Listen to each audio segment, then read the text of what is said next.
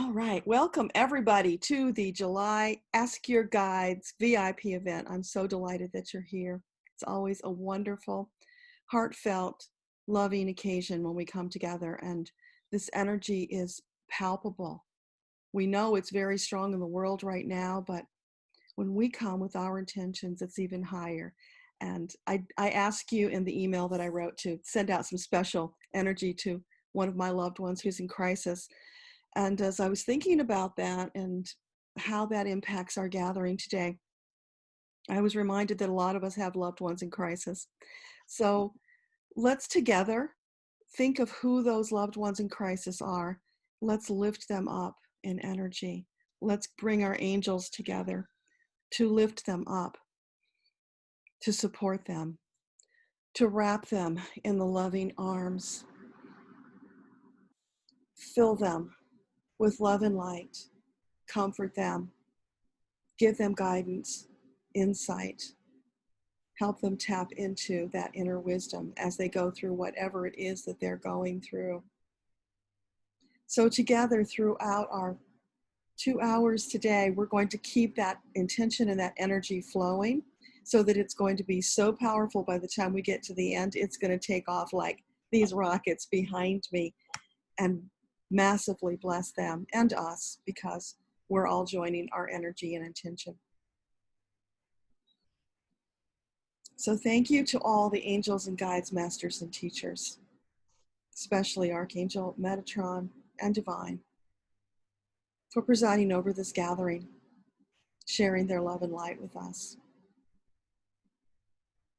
We are so appreciative of your time and your attention.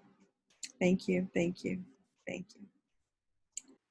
Have you ever wanted to learn to read your own Akashic Records? Well, now's your chance. Join me August 2020 for Learning to Read Your Akashic Records. Link is below. Hope to see you then. Thanks for watching. Okay, I got runny eyes today, so we'll just have to ignore that. All right, so you said Mike was up first? Yep. What's your question, Mike? I've been getting some feedback that my plans need to change, so I doused a lot about it, and I'm not sure exactly how things are going to change, and I'm open to any guidance. Can you bring any? I will ask.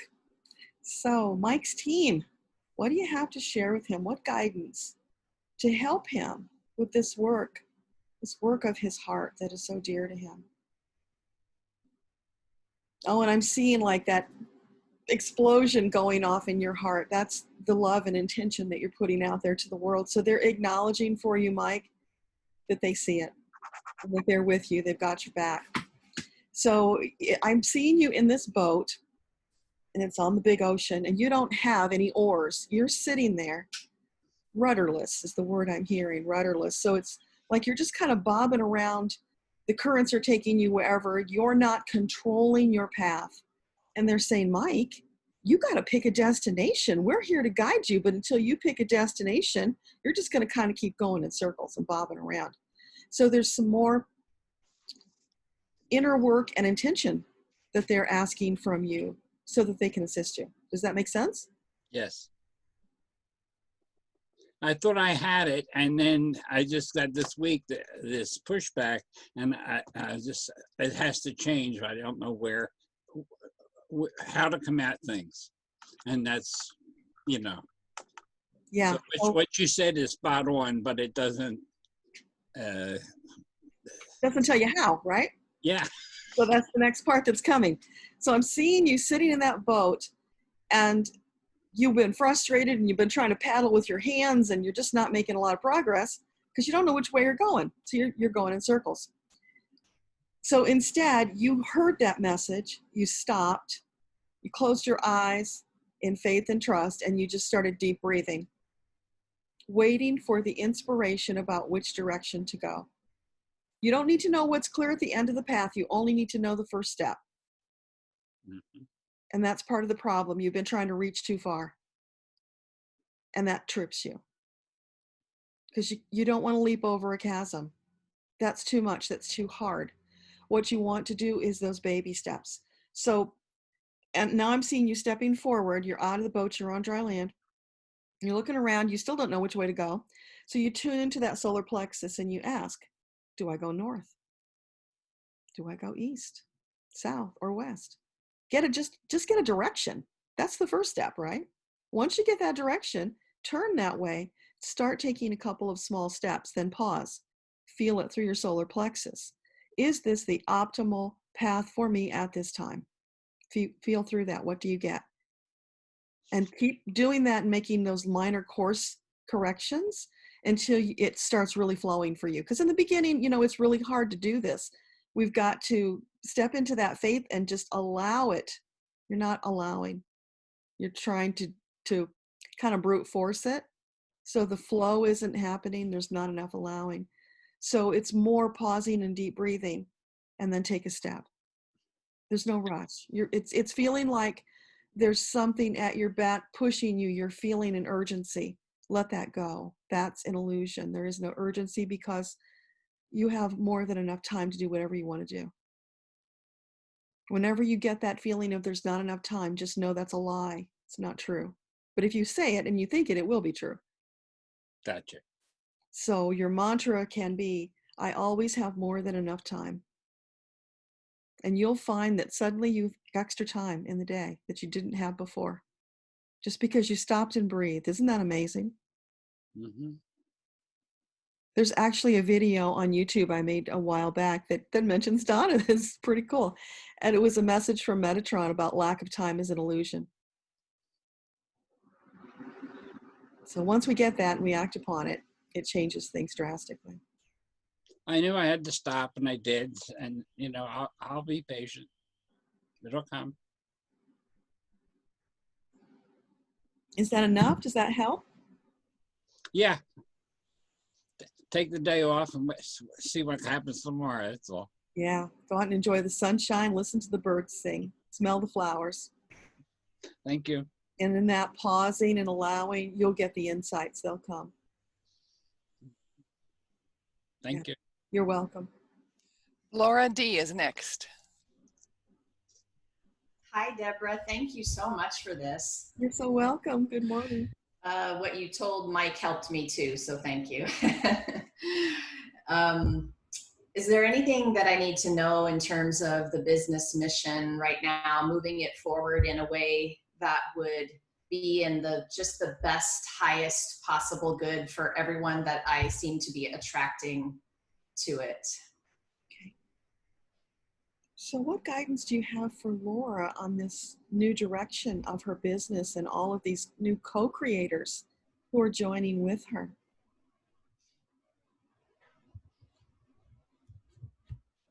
I'm seeing like midnight blue, just a vista of midnight blue. And it's very peaceful. Oh, and now the stars are coming out. So it's the sky. It's this beautiful velvety midnight blue sky. And you stand there and you're just looking up at it. And you're feeling this bliss. It just washes over your entire body. You're in this space of calm, accepting, trust, and flow because you know there's no rush. You're taking your time. You're going one step at a time. You know that you are laying down new tracks. This is a new path, a new direction, new aspirations. And that needs to be carefully built. This is a new foundation you're creating, brick by brick, stone by stone. No rush, because now I'm seeing you taking the stones, they're kind of like round river rocks. You're carefully examining them one after the other, and then you're looking at the structure. You're finding the exact perfect spot to place each of those stones so that you have this beautiful foundation underneath of you upon which to stand and then bring those others to you. And now I'm seeing you like you're wearing a general's outfit. And there's flags flying around you, and not necessarily any particular country, but just flags are adorning this foundation that you have created. And perhaps it's your own coat of arms or something that's meaningful to you. And you're saluting those who are following you, letting them know that you've got this. It's in control. You're steering the ship of all of these new co-creators. They can rely on you. But then, you know, sometimes inside in your solar plexus, that little nagging comes about, am I really up for the task? And know that you would not have been inspired to do this if you were not up for the task. And you do have angels standing at your sides supporting you. So if you feel a little falter or a little uncertainty, just lean back into them and allow them to support you, to help you move forward. So it's also faith and trust for you as well. No rush. Allow, breathe. Breathe, relax, allow. Thank you very much. That helps. Is there more?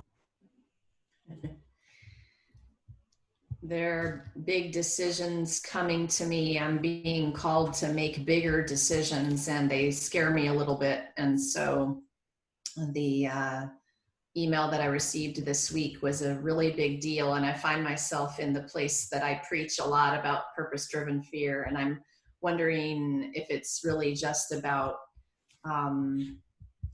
how careful do I need to be with big offers, and do I even need to be careful if I'm following the feeling?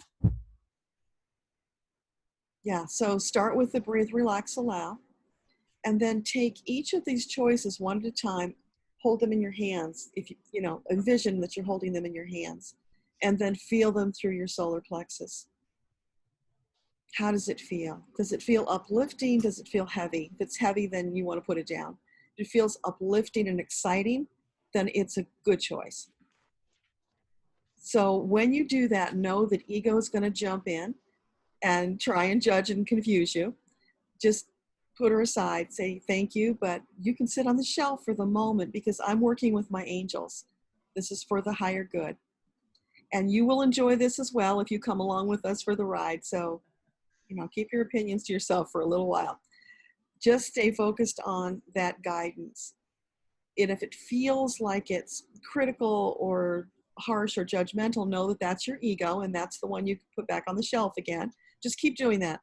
And as you do that, pretty soon she's going to sit down and stop, because she's going to start seeing that, wow, Laura, you really do have this, and it's really wonderful what you're doing. She'll get on board with you, and there will be less of that dissonance from your ego. Awesome. Thank you. I don't know, do you dowse or anything like that? Do I what? Do you dowse or anything like that? Do you use a pendulum? I have not used a pendulum, no. Okay.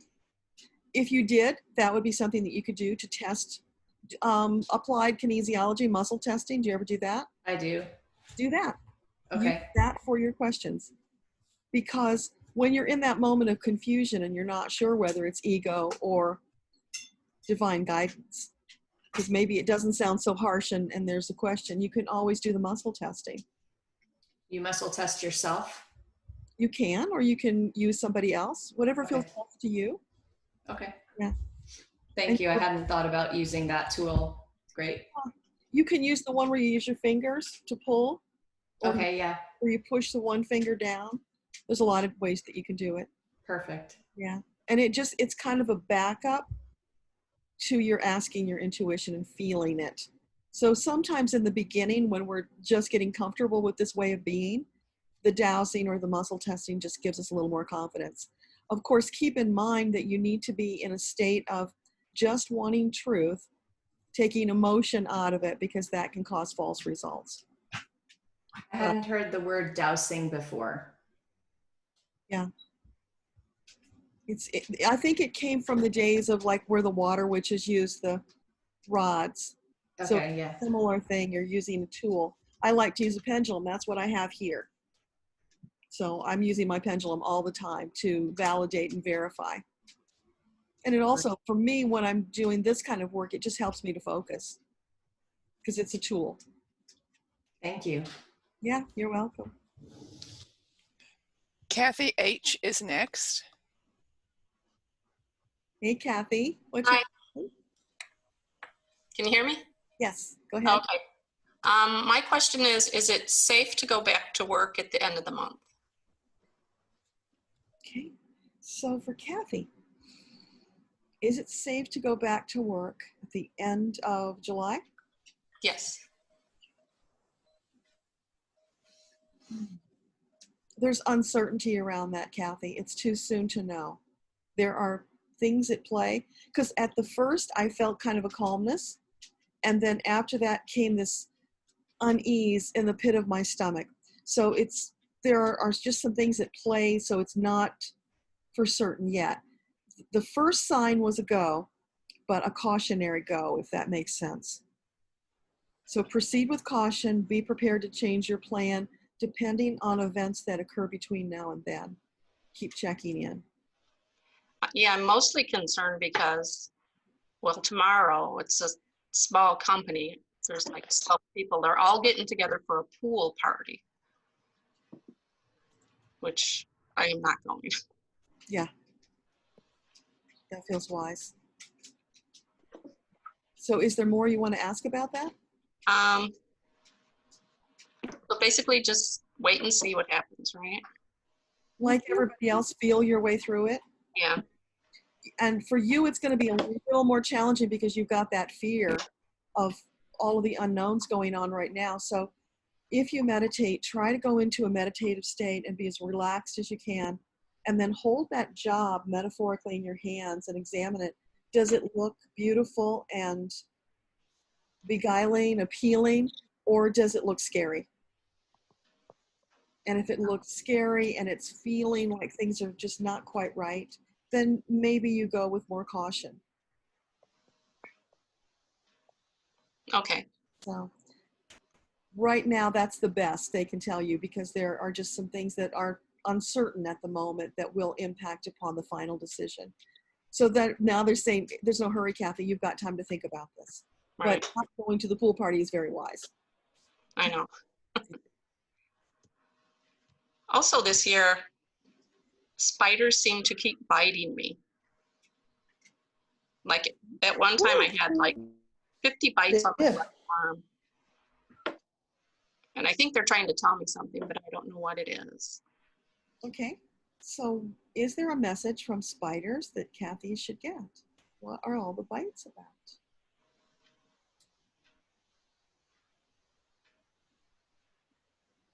It's about you being more observant. Because, you know, spiders kind of are there all the time, but we don't always see them. They're wanting to be seen. They're bringing you messages. So it's you looking for them, noticing them when you see them, acknowledging their presence. You know, maybe you capture them and take them outside.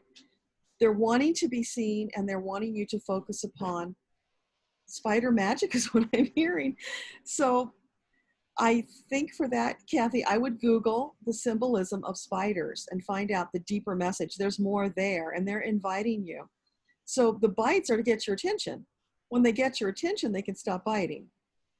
That would be nice. And then they'll be peaceful. Like I have one on my wall that I named her because she's been hanging around for so long, and apparently there's a reason she's there. And when other people come who might have squashed her, she hides. It's really interesting to watch. Because I said to her at one point, you know, Charmaine, you got to get out of here because, you know, the company that's coming won't like you and they will squash you. And she didn't leave, and I was worried about her. And then I noticed that the company was here and I hadn't seen her in a while, and they hadn't seen her either. It's really interesting. So it's maybe an opportunity to get into conversation with spider wisdom. Find out what's that message they've got for you. Because, okay, this is coming too. You know, spiders build those webs, right? They build their own protective little home, their own net, their own little safety net. So this is about you calling upon your inner wisdom and guidance to build your own safety net as you go to this job. They're connected.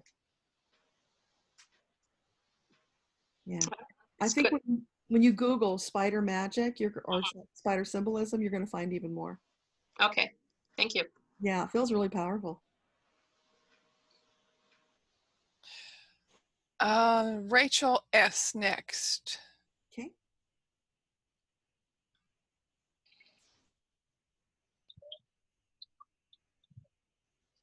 You're unmuted, Rachel. Go ahead. Oh, hi. I thought Donna was going to read it. Well, she had actually said she really wanted the words, even though you've written it down, she likes the words to come out of you so you can connect energetically. Actually, my question was, Deborah, how can I get my energy back? I feel like I lost it. I'm very positive. I'm really trying to get the energy that I usually get when I travel around the world, which now I'm not, and I accept that. And I'm really trying to seek energy in other ways, just like if I would be abroad. And I'm really trying, and I'm really self-observing, but it's just, I don't know, it's just not there. And I don't know what my next step is. So basically, just what do I do next? I want to grow my online business, and I feel stuck. I mean, I know that when I travel, I get energy. When I get energy, I get inspiration. When I get inspiration, I can grow and get clients. And now my energy is off, and I feel like I'm not connecting with, yeah. Yeah. Okay. So, So what can you tell Rachel about this block she feels on her energy? I'm seeing like a bathtub stopper. And it's like you put the stopper in the bathtub so the water's not flowing, Rachel. So take the stopper out. Okay, so that's metaphorically. What else can you tell us about that? Okay, so this is an invitation for you to reframe your situation. You have it in your head that I can't travel, and that's like, bam, it's like slapping this duct tape over your mouth and suppressing you. It's not allowing you to fully be who you are. So that's blocking the energy. Now, if you shift your perception of what travel means, that will make all the difference for you. No, you're not traveling abroad right now. What if you just do little trips and call that traveling? Make it fun, get movement going, because when energy is stuck and stagnant, nothing's happening and it feels really bad. I'm feeling like moldy and stagnant and just, very unpleasant. So it's reframing what you think of as travel, and that you're feeling trapped. Let that go. You're not trapped. That's an illusion.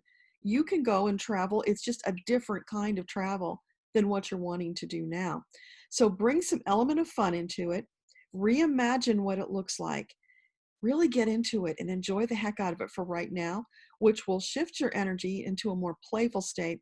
You'll get more insights about what else you can do, because there's more.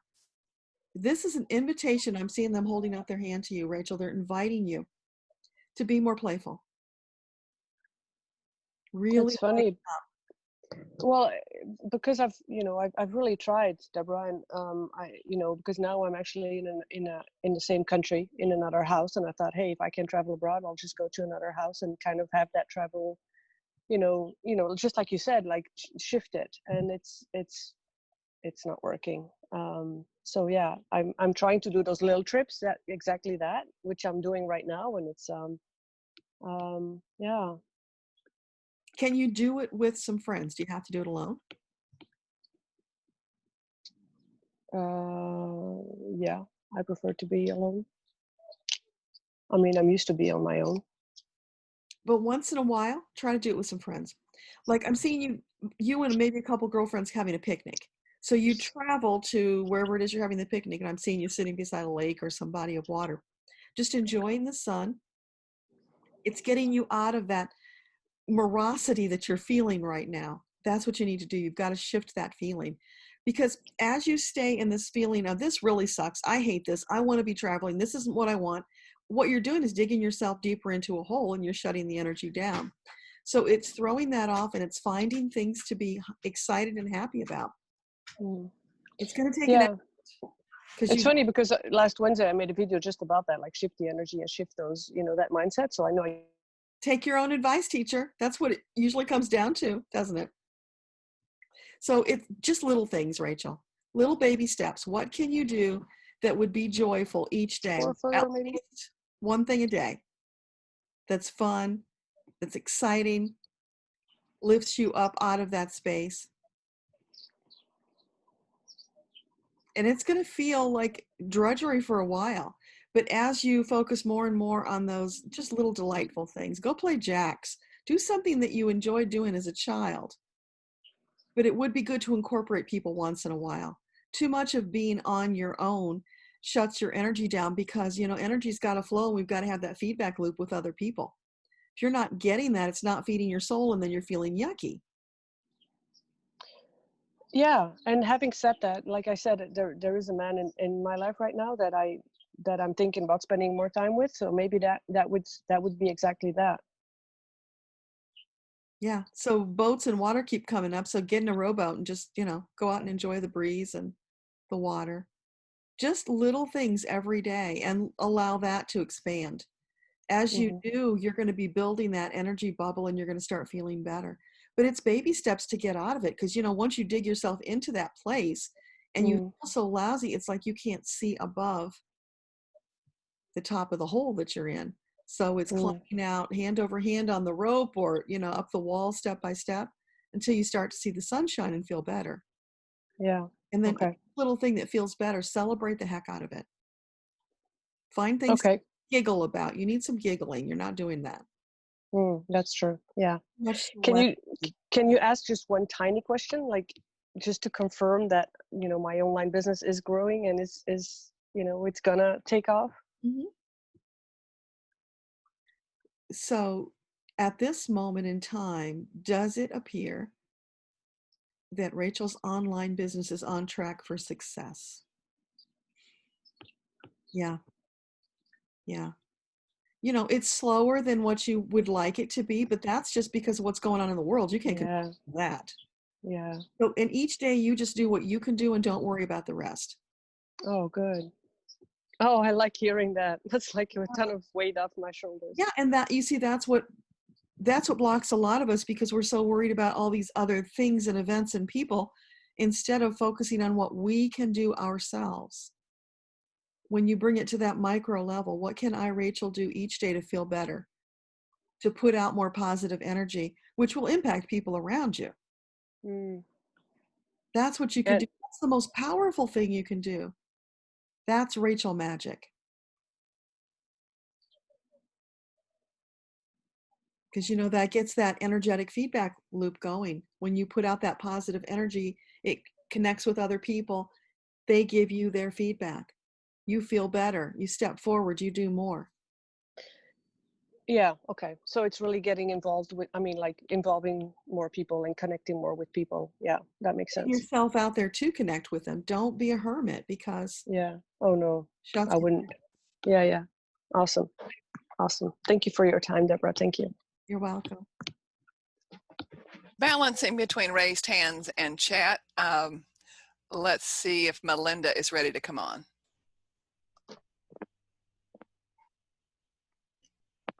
Yes. Hi, I just got off the video. Hi, thank you so much for hosting this and doing this and sharing your gift, Deborah. And thank you to all the spirit guides. I love everyone. So I actually also too have a special guest with me today. Ryan's with me because it's raining. So yes, this is his first time listening in, and so that's pretty cool. So as I asked the question, if there's anything that is in regards to both of us or for Ryan, feel free to share whatever comes through. Okay. That's fantastic. And really, I'm just asking my team. I've really been working on connecting more and working through some things that you've guided me on in the past. And is there anything else that I need to be taking action on? Anything I'm missing? Any guidance for the next 30 days? Okay. So what guidance do you have for Melinda and Ryan in the next 30 days? We'll ask your two teams to come together.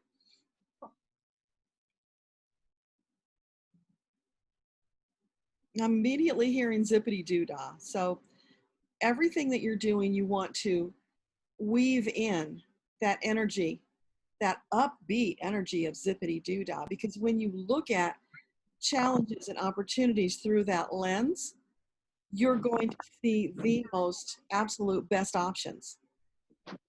So already you started at a higher level than you would have been otherwise. So bring that energy to the table each time. That's the first thing. Okay. Does that make sense? Mm-hmm. Yes, this makes sense. Okay, I'm asking Ryan. Okay. So what else do you have to share with Melinda about the next 30 days and the business? They're saying end life, end life, end life. Don't forget life. Hey, we're having a good time. Yes, that would be a good call out. Yeah. Yeah. Big time, jumping jacks, like, See, there you hello. go. You don't want to get lopsided energetically. You want to have that balance in your life. So that's feeling like the entire answer. That was the piece that was missing. We need to have more fun. Yeah. When you put that balance in there, because you're here to live full out vibrantly. That doesn't mean drudgery working all the time. That means coming to the party ready to play, wearing your party hats with your little horns. Yeah. And the noisemakers too, if you like those, you know, whatever brings you joy, just have a great time. I'm seeing the two of you holding hands, running down the beach, barefoot in the sand, just laughing, head back, full out belly laughing, because it's just so joyful. It's like all of this marvel and beauty is around you. Sometimes it's important just to pause and allow it to wash over you and experience it through every cell of your being. Not just superficial, really letting it, excuse me, wash over you and feel it through all of your being. More fully. Because when you do that, of course, that shifts you into a place where you have greater vision. More messages will come, both, I'm getting both audible and visual. So whatever way they come, and if you start hearing that voice and it's something joyful and uplifting, then pay attention.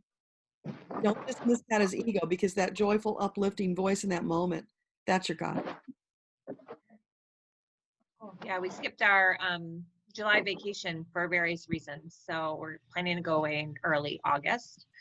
So we still do that. Yeah, but get out of the house. They're saying don't wait until then. You can go out and do it right now. You know, go on the playground. You can just go for a walk under the stars. Just things that bring you into that really beautiful, peaceful energy. Okay. Take a drive, something like that. Whatever brings you to that space. For all of us, if we strive to every day find some of that energy, it will positively impact us throughout that day, the next day, and forward. You just want to find some of that every day, and it will keep expanding. You know, one day, most days will be that way. It'll be the exception rather than the rule that you're not in that energetic space. So it's just keep reaching for more and more of it. Awesome. And it's fascinating too about the spiders, because I have more and more spiders in my backyard. So thank you. I think Kathy for bringing that up. And I always bless them. I never kill them. I don't know. I really like them. So I thought I was like a little weird, but yeah, I'm going to Google that. So thanks for that. And you know, we've got woven into us from mythology and fairy tales and things like that to be afraid of spiders. But, you know, really they're doing us a great service by taking care of the smaller bugs. And they're very peaceful. You know, I had one in my bathtub one time and I was thinking about squashing it. And I heard it say very clearly, "Your kind are always killing our kind." I was like, whoa. So I stopped killing spiders, you know, very clearly let me know that that was not okay. And since then, they don't bother me. They're just there. Yeah, they're just there. That's fascinating. Wow, cool. Thank you so much. Thank you. You're welcome. Okay, balancing between the raised hands and the chat. I suggest Michelle A. Hey, Michelle. Hey, Deborah, thank you for doing this. I look forward to this every time I can make it, and it's such a great energy you bring and everyone else. So I just want to start off by thanking you and everyone else who's here. You're so welcome. Okay, so my question is, I've been through a very intense, I would say the past 30 days, clarity. A lot of things have been revealed to me, and I've made a lot of connections and a lot of layers of understanding things in life that I never saw the way that I do now. And it's really profound, and it's like almost like a 180 degree flip in my perception of life, if that makes any sense. Yeah. So my question is two-part. The first part is, am I on the right track with that, or is that a distortion? So I just want sort of like validation for the way I'm seeing things, or am I seeing it in a distorted way, would be the first part. So, and then I don't know if you want me to ask the second part now or wait. First part, and then we'll come back to it. So what can you tell Michelle about this new way of being, this 180-degree flip? Is this an optimal new direction for her? I get a yes on that, Michelle. And they're reminding you to feel your way through it.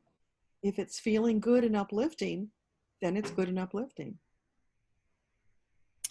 Yeah, I would say that the clarity is uplifting. Some of the truths I've come to understand are not necessarily easy truths, but the clarity, it almost feels like I got some sludge out of my eyes in a weird way. Like, that feels good, but the things I'm seeing aren't necessarily always fun, but the understanding feels good, if that makes any sense. Yeah, you're tapping into your gift. Yeah. Okay. You're seeing more truth. Okay. Yeah. And there's something about, I feel like I'm able to witness difficult things in a way that maybe I wouldn't have been able to previously, because I'm in a place of neutrality, kind of spiritually, like I'm not in judgment or fear, and I'm able to sort of put some pieces together and go, okay, I can witness this. And that feels like new to me in the past couple of months. I wouldn't have been able to do that before. So, okay. So you're validating that I'm on the right track and that I'm not distorted in what I'm seeing. I get a yes that it's good for you. And I also am feeling in my solar plexus that this is an ascension symptom for you. It's leveling up, and that's why you're seeing this new perception. That's why it's feeling like it's a 180, because you have taken this big leap up in your vibrational frequency. So of course things are going to look different from that perspective. They're going to feel different from that perspective. Yeah. Okay. That makes sense. Okay. So it's big stuff, and it's been, I call it like a kind of a deprogramming. And so it's left me a little bit like, now what? Okay. So now that I have these understandings and I've deprogrammed some things from like decades, that's all I can do is call it programming. My perceptions have been deprogrammed, and I'm getting to like the essence of some truths. I'm a bit at a loss of like, what do I do with that information now? And I know there's a reason that I see things this way. I don't know what to do with, or if I have to do anything other than just observe it.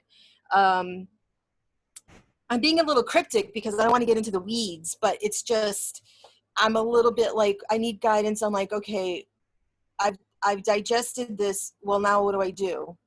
Why am I being given this insight? Yeah, well, you've got the insight because you needed it to take that next step on your journey.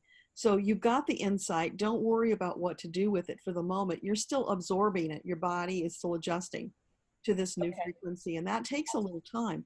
So if you go through things that feel like, fatigue and flu symptoms, things like that, that can be part of the experience of the ascension. So in the short term, it's just adjusting and getting used to this and breathing through it. Breathe, relax, allow. You will get insights when it's time for you to take the action. Meanwhile, look around for things that feel joyful to do every day. Do those things. That will help you to keep moving forward and not get stuck, because now you're feeling your way. It's like you're tiptoeing through this marsh, and you're trying to avoid the mucky spots and stay on the solid ground because it's all new to you. So it's a new experience. It's like learning to walk at this new level. Just go with it, enjoy it. There's no rush. That baby didn't leap up from crawling to walking overnight. You've got to feel your way through this new way of being. So don't rush that. Find ways to enjoy it. And what would they say would be like the best thing for me to focus on spiritually for the next like 60 days, as far as like a theme or a focus? So what would it be optimal for Michelle to focus on in the next 60 days? I'm hearing American Bandstand theme song. Wow, that is so relevant. Okay. Okay, so they want you to go to the hop, you know? Let's go to the hop. Oh, baby, let's go to the hop. That's what you're going to be doing. Go have fun, Okay. whatever that looks like.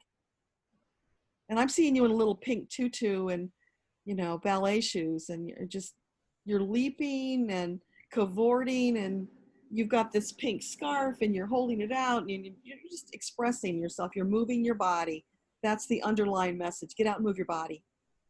Okay. That's going to help you feel your way into this new level of frequency. Okay. Well, that's actually helpful, because a lot of this kind of insight has come from like meditation and other sort of like synchronicities in the outer world that have been very kind of heady, kind of headspace stuff. So I think that makes a lot of sense. I need to move a little bit. We always need to be moving, because that again gets the energy going. It's great to sit and meditate and be contemplative, but you can also get insights and messages when you're out there cavorting with your pink scarf.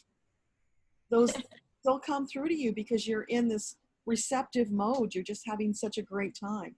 You are being more fully Michelle. Okay. I want for you. Yeah. Thank you. Thank you very much. I just want to add to the spider thread of conversation and say to everyone, you know, I talk to spiders too, and I have 2 new spider friends on my porch who are keeping the bugs away. So, yay, spiders. That's awesome. Thank you. Thank you. Going to raised hands. Laura J is next. Hey, Laura. Good morning. So a question going to Polaris.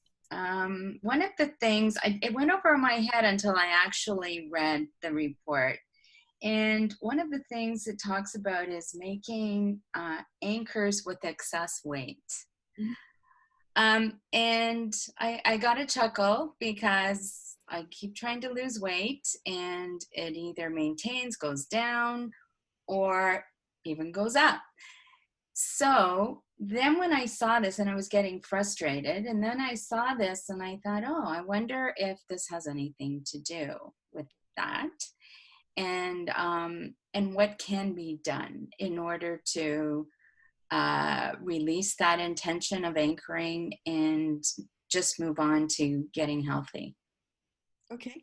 So what can you tell Laura about the connection with Polaris and excess weight? I'm seeing you weightless and you're just floating up.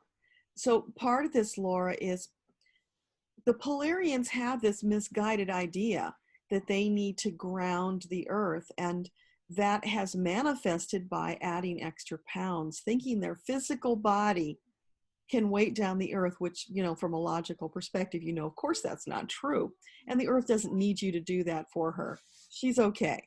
So it's about you being lighter, just allowing yourself to flow, adjusting that perception in your head, because no, it's very deep. You know, it's been with you for many, many incarnations.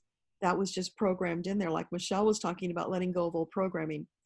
In regards to weight, though, you don't want to talk about losing weight. You want to talk about releasing or treasuring your amazing body, which is working overtime for you to reach this optimum level of glowing fitness and health, things like that. So be careful about your words. That means something. But from beyond that, it's really just moving forward one day at a time, one step at a time, shifting that perception, letting go of those old ideas. And as I'm seeing that for you, I'm seeing you like you're walking forward, and all of a sudden you're walking up these invisible stairs. So you've just gone into a place of more lightness of being so that you can walk up those stairs. So that's about ascension, isn't it? That's about you being more of you and allowing that process of ascension to happen. Okay. Thank you. You're welcome. Kat G in the chat is next. Hey, Kat. Morning. What's your question? I just wanted to ask for any guidance that my guides may have for me at this point in time in my life. Just anything just to get me motivated, get me going on something. I feel a little lost, just feel a little stagnant. So I'm trying to figure out what next. What's next in my life? What do I need to pursue? All right, so for Kat, what is next? What would be an optimum pursuit for Kat in this time? Yeah, I'm seeing you holding this huge bouquet, and bouquet is the word that comes, which is not the right word, but for some reason they want that word, of balloons, multicolored balloons. And there are so many of them that when you hold on to those strings, they lift you up, they make you lighter. So we're having a theme here about buoyancy, aren't we? It's about lightening up. Yeah, there's a lot of crap going on in the world right now. It's a scary time to be alive, but don't focus on that. Focus on this beautiful bouquet of balloons. So it's also about reimagining, because normally you wouldn't think of balloons as a bouquet. And yet you hold them together like that, they do kind of form a bouquet, don't they? Yes. So it's thinking about things from a different perspective and being open to that. They're encouraging you to be more imaginative, to allow more creativity to come in. That's what it's feeling like, Kat. Your creativity is not being fully expressed. So, and now I'm seeing you painting. So whatever you feel led to do that's fun, that's delightful, you want to start doing that at least a little bit each day. That will lighten you up energetically. You'll feel better. And in the doing of that, you will expand and more beautiful, positive things will come into your life experience. Awesome. Does that Thank make you sense? very much. No, I mean, I would love to know who my spirit guides are. Like, I'd like to know who they are, and so I can call them by name. Like, I don't know if it's possible. Yeah.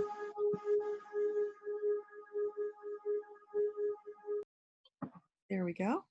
Okay. So you were saying you would like to know the names of your spirit guides. Let's ask them. For Kat G, anybody want to identify themselves?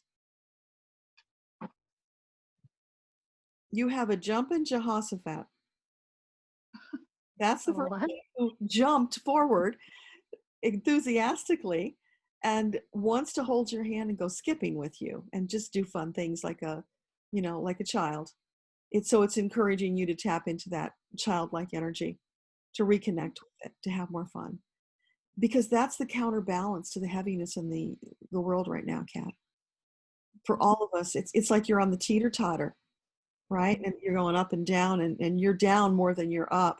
So get off the teeter-totter.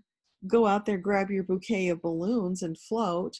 Go grab a hold of Jehoshaphat's hand and go skipping through the sprinklers. Now I'm seeing you skipping through the water sprinklers and just giggling and having fun. And when you do that, you will be inspired to more creative endeavors that will feel really wonderful. So it's always about taking action. That's what it comes down to for everybody. When you're feeling stuck, things are not going well, it's look around and see what action can I take that would feel good. And it can be a small action, doesn't have to be large, just any small movement to get that energy flowing. So that's what you're looking for, Kat. Where can you get the energy flowing? And you'll know because it will feel good. Awesome. Thank you so much, Deborah. I appreciate it. God bless you. Thank you. You're welcome. Back to raised hands, Stella B. Hi, Stella. What can I help you with? Hi, Deborah. This is my first time with you today, and I feel like I'm in transition. Don't know where I'm going and what I'm doing. Feel like I've got a new guide. And one thing that has come up over the last 3 months is Akashic Records. And somebody said that to me last week, and I thought, that's it, I've got to go and do something, look at Akashic Records. And she told me, I think she's on the chat actually, she's called Karen. And she told me about you. So I registered my details with you, and that's why I'm here today. But I don't know why, I just know that I need to do something with Akashic Records. Yeah. Well, legend has it that when you're ready for the Akashic Records, they connect with you. Right. So that's the wonderful news. You're ready. Yes. So it's the record of your soul since you were created. So it's a powerful tool that was given to you by your creator to use on your soul journey to help you. So it's about connecting with your guides, your records, getting information, asking for insight, for wisdom, for guidance, knowing that you have this inner circle of guides who are right there at your elbows all the time. They never leave you. So you can ask them for help anytime you like. Getting into the records takes a little practice, some faith and trust, because when you first start doing it, you might hear things and think you're crazy and dismiss it as your ego. Often we do that, and very often it's not ego, it's our guides or who are trying to talk to us. But we don't know that, so it takes practice to get to that space. So if you haven't already read my book, I recommend that's a great place to start because it starts with the basics and leads you through. There is an access prayer to get into the records, and there's a meditation that goes with it to help you get into that energetic space of receiving. Know that when you first start, you might get just a teeny tiny little something, and that's okay. Something is where you start. And then through regular meditative practice, you will be able to connect and get more. And when I say meditative practice, that doesn't mean you have to sit and go om and be totally silent for an hour. What that means is just 2 to 5 minutes a day of stilling yourself, doing some deep breathing, just asking your guides to connect with you. And then when you go about your day, pay attention. You might see symbolism like in nature or animals or repeating numbers a lot of people see. When you see those things, make note of them, write them down, Google the symbolism of those things to find out what the answer is. Because connecting and getting the messages from our guides sometimes takes a little work. We've got to translate what we're getting. So they will use symbolism to help us to understand. They'll do whatever they can to get the message across to us. So it's like last time somebody was seeing a red-tailed hawk and there was a big message there about vision and paying attention, going out and being more expansive in the world. So whatever you're seeing that's kind of repetitive and it catches your attention, make note of it. Assume it's a message from your guides. Go find out what it is. Dive into it. Doing this is a perfect way to get started because it will help give you confidence that you can do it.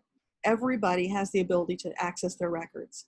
It's a muscle, just like exercise, you've got to build that muscle, strengthen it, and you will get to the point. But like that baby, you've got to crawl before you start running. Does that make sense? Yeah, I mean, I do know what the Akashic Records are. What I wasn't sure is whether I'm supposed to be doing something looking into my Akashic Records and practicing the meditations and so on to do that, or whether I was meant to be doing it with other people.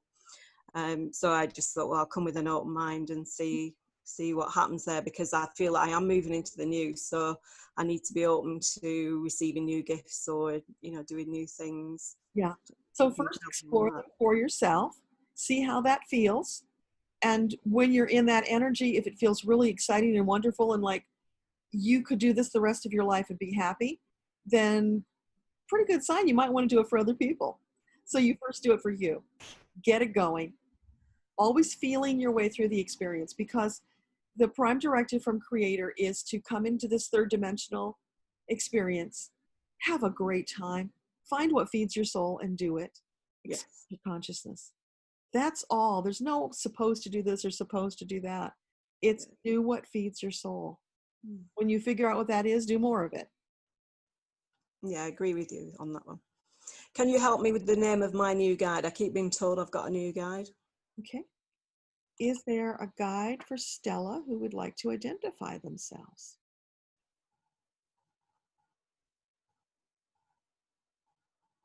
Something with purple, being very playful. And I'm hearing like, purple passion flower and, the purple people eater and just being silly and throwing out all this stuff. So if you just want to call them purple, that's fine. Allow them to be expressive because, we in our third dimensional reality like to label things with names.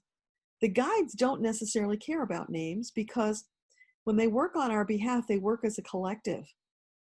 So they very often will stand back and say, call us whatever you want, because it's not just one guide. It's the collective that are all working together to help you. So they're helping us to understand that, that bigger picture and not just limit it to one guide. You've got a massive team that's helping you. But if you want to label one of them and, be on first name basis, you can call them purple. Okay. Thank you. You're welcome. Okay, to the chats, Judith, who has a bundle of questions, and I encourage you to pick one or two, Judith. Hello. Hi, start with the most important one, Judith. We'll see where it goes. I was learning a lot about like soul origins, and that we all come from certain stars or galaxies or planets, that not everybody is, or most probably everybody from Earth is a mixture of all these extraterrestrial I don't know how to put it, genes or souls. And I was wondering where my soul is originally coming from. Okay. If it's coming from which galaxy, from which planet? Yeah, that's not something I do in these channeled readings, Judith. It's another way of accessing the records that I do in private readings. So if you want to book a reading, we can look up and find out what your planet is, and I can tell you all about it. But it's outside the bounds of what I can do in this call. What I can validate for you is that, yes, you are a starseed. You did not originate on Earth. Okay. Most of the people who are coming forward today who are spiritually awakening and seeking are starseeds. That's what they're seeking. The people who originated on Earth, and there are some. In fact, when I asked, okay, so how many Earth inhabitants actually originated here? Yeah. The last time I asked, I got like 43%. Okay, so it's not everybody then. No, it's not. But that 43% is very grounded. Earthers are very grounded people. They don't feel a need for this kind of, because they're already at home, right? This is their home. It's all natural, normal to them. Those of us who are starseeds feel something slightly different, and that causes us to be seekers. Oh, I'm seeking now very much. Okay, that was one question. And the other question was, I'm learning a lot about archangels, angels, ancient history a lot. And can you tell a little bit, or maybe not tell, but the word Metatron came to me very unexpectedly when I didn't even know there is such an archangel. So why did it happen? Well, Metatron is the right hand of Creator. Metatron is the overseer of the Akashic Records. And in this new time, with this cosmic wave of transformation that is sweeping across the earth, Metatron is more involved with humanity than ever before, because Metatron is facilitating that. That is, she is involved with humanity on a very personal level, helping us with our ascension and the next stage of humanity's evolution.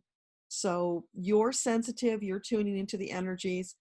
To me, that's an invitation that Metatron is there and wants to connect with you. So what am I supposed to do? What is the next step from here now that I should do to get into that knowledge, or to connect to him or her? What should I do?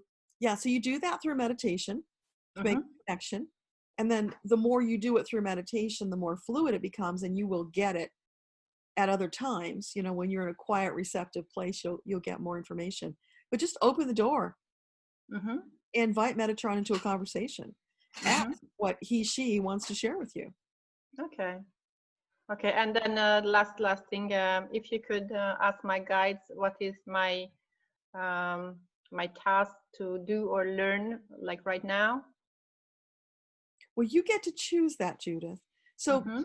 all of this should or must or task, that's third dimensional Mhm.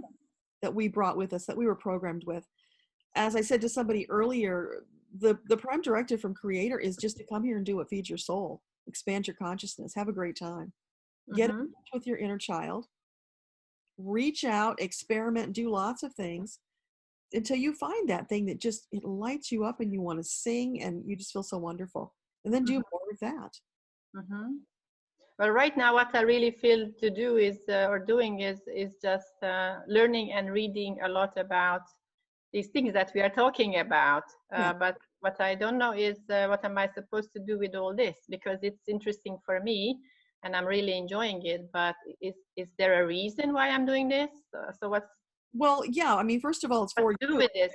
Mm-hmm. You are learning, you are expanding as a soul.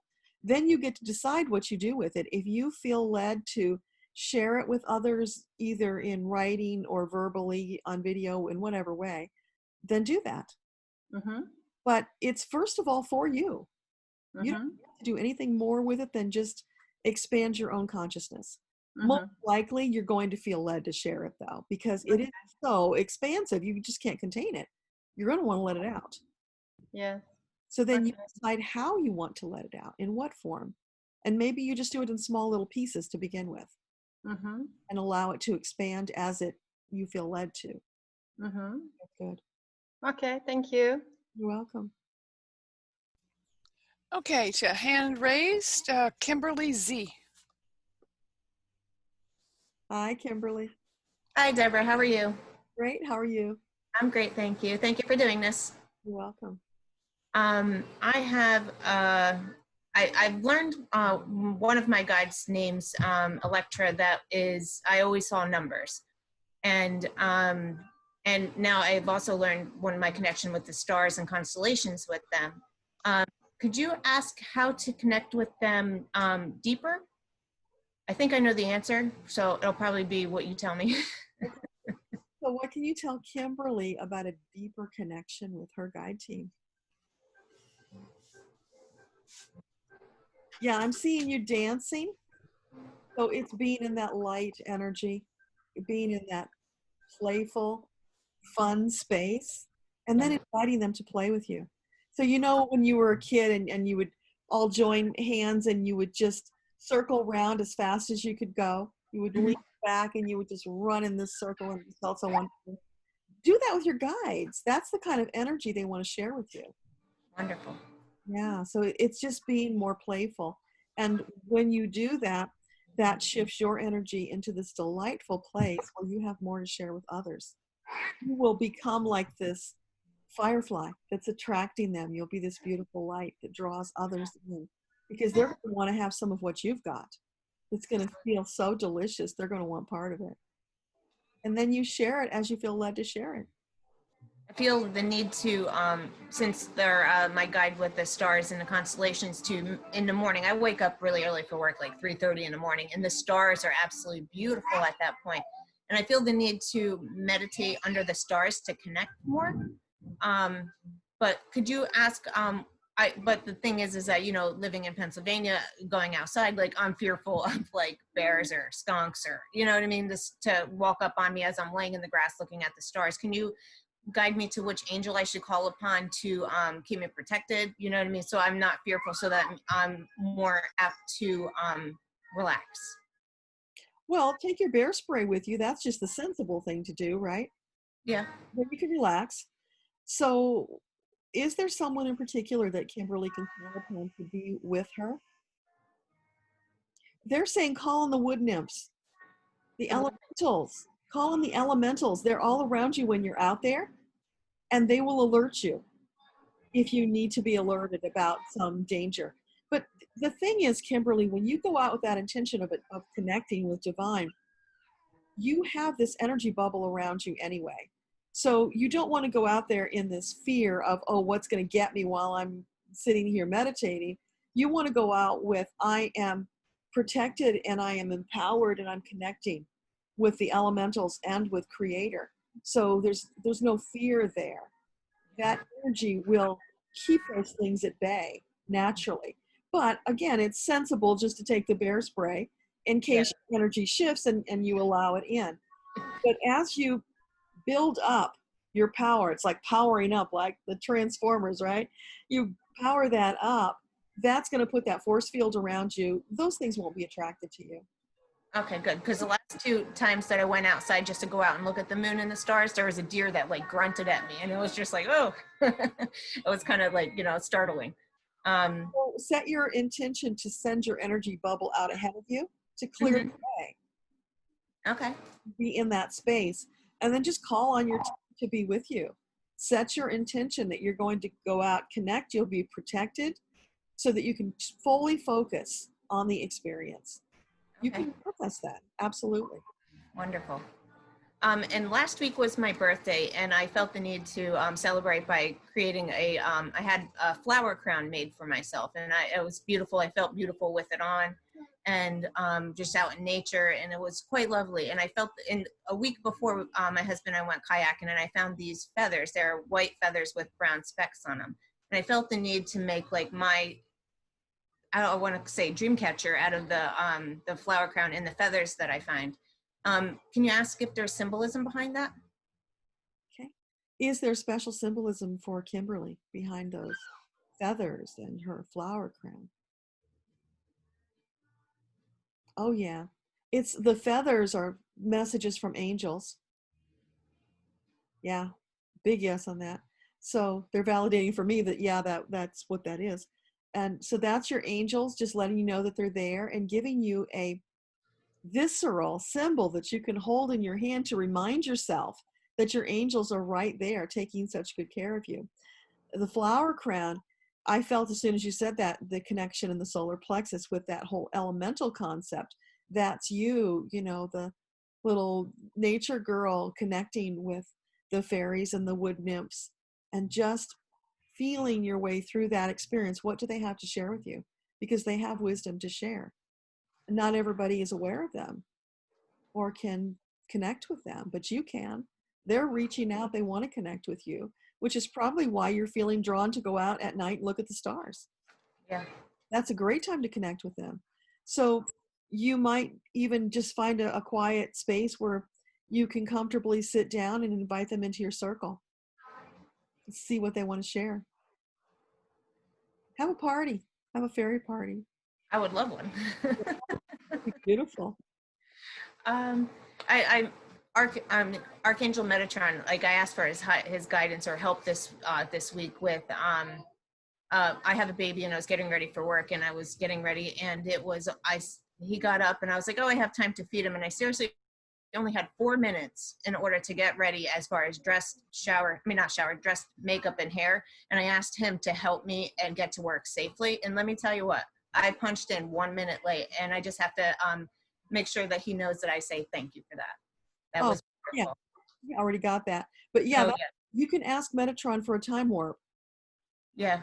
And it really does work. I've done it a few times. It's amazing. Yeah. Sometimes we think, oh, we shouldn't be bothering somebody like Metatron with something so silly as a time warp. But you know what? They want us to ask. They're all the time saying, let us help you. That's what we're here for. And I'm learning to ask more. Yeah, ask more. Absolutely. And one final question. I've been praying to Archangel Haniel as far as helping me with my intuition. Does she have anything to say to me? Okay. Is there anything special from Haniel for Kimberly? She's like, you got this, baby. Keep going. Wonderful. With the long ribbons in your hair that are streaming as you're out dancing barefoot in the wet grass. Wonderful. Thank you so much. I feel so great. Kimberly. I don't know if you've been to Columnsill lately or not, but They have those fairy portals at Columnsill. I haven't been there recently. The fairy portals they're like 3 rocks. So there are 2 or 3 standing rocks, and then there's one on top. So it makes like this little house. If you climb inside, that's a fairy portal. I think that might be a good place for you to go and spend a little bit of time. Wonderful. And did I think you said at one point, do they have something there that they have like fairy classes, not classes, but there's like a group that they do with that? There is a guy, I'm forgetting his name at the moment. If you look in the Natural Awakenings magazine, they will list in there, or go to their website. He does periodically tours, and he'll explain all these things. That's how I know about the fairy portals. Tom is his name. So Tom does this tour, and he tells you all the information about what the rocks mean, why they're in that position, because some of them are there because of the way they impact with the light at solstice. Mm-hmm. There's all this history that he shares, and it's so fascinating. But that would be a great place for you to connect with the elementals and not have to worry about some of those creatures coming out. Yeah. Thank you so much. You're welcome. You're a blessing. Thank you. Going to the group chat, Jennifer is next. Hey, Jennifer, what's your question? Hi, Deborah. I am kind of ambivalent, and I've been asking the universe to give me guidance. And, you know, I've been trying to manifest more prosperity, and it's just happening so slowly.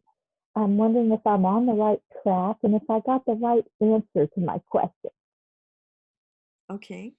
Your voice is a little muffled, so I don't know if you can fix that, but let me just ask about, is there some kind of block going on with Jennifer and her prosperity manifestation? Yeah, I'm seeing you're parachuting down, but your parachute is like this big bandana, and you're holding it like this, and it's, you know, strung out over your head, and so you're slowly floating down.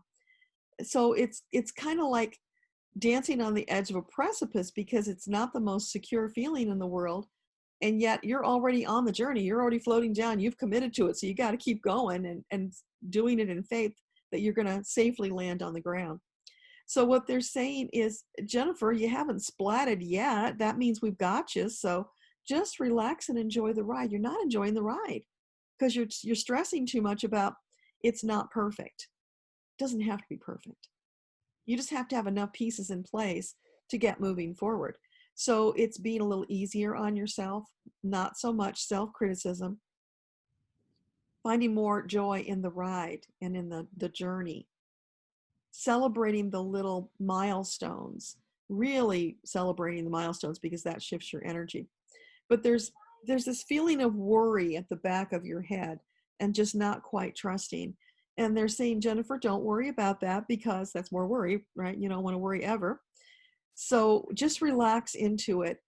You'll shift bit by bit into a space where you can trust more and have less worry, because right now they're showing you are safely floating to the ground with just a big bandana.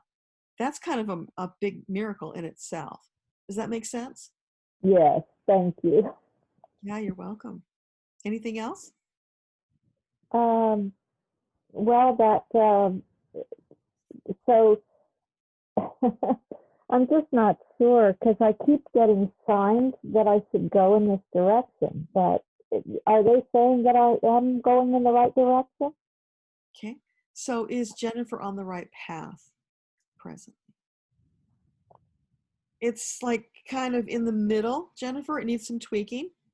So that's where you pause and you feel through your solar plexus to see where you need to tweak and get that guidance about changes. If you don't feel like you're getting any guidance at all, then just kind of flip a coin, pick something and do it. See how it feels. If it feels good, keep doing it. And if it doesn't, then pick something else.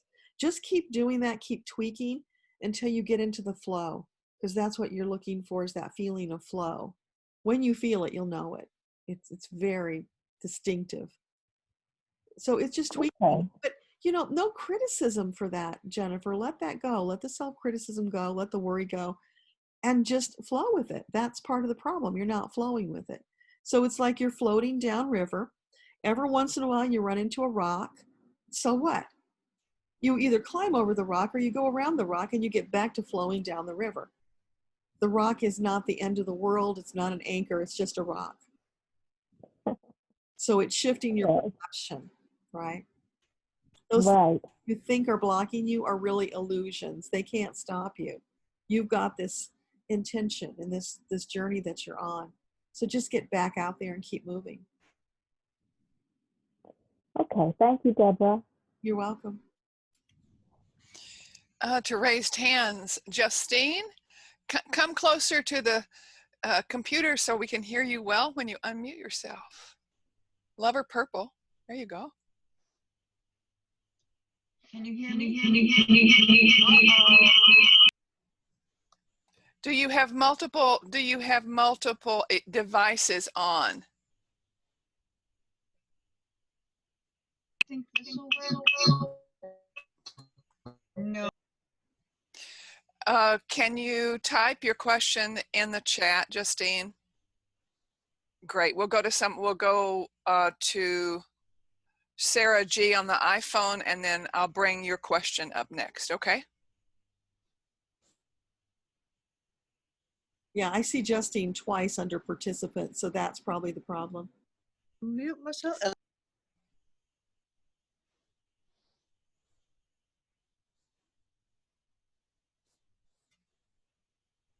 So are we going to the next raise hand? Go to Sarah G. She's the next. Well, let's go to Sarah G. And the chat, and I'm bouncing back and forth. Okay. What's your question, Sarah?